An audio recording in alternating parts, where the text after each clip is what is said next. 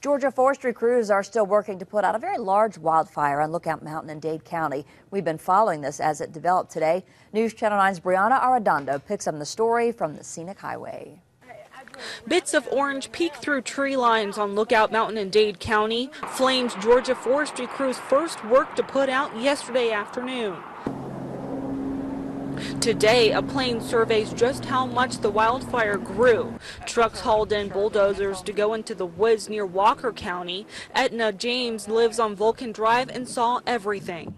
Well, I really don't have any concerns because it doesn't get that close. Now, I have been able to see it from here.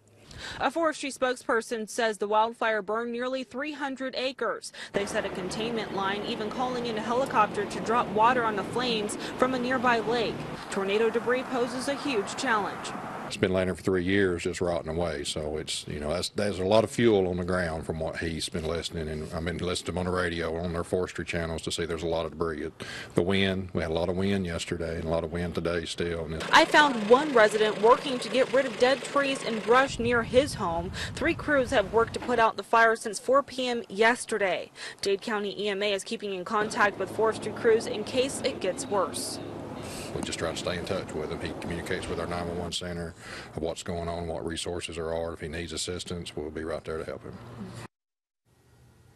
That story from Briona Arradondo. David, that does bring up an interesting point, though. Should we have that dry a condition right now? It can be, but typically in March, it's usually a lot wetter. It's one of our wetter months of the year.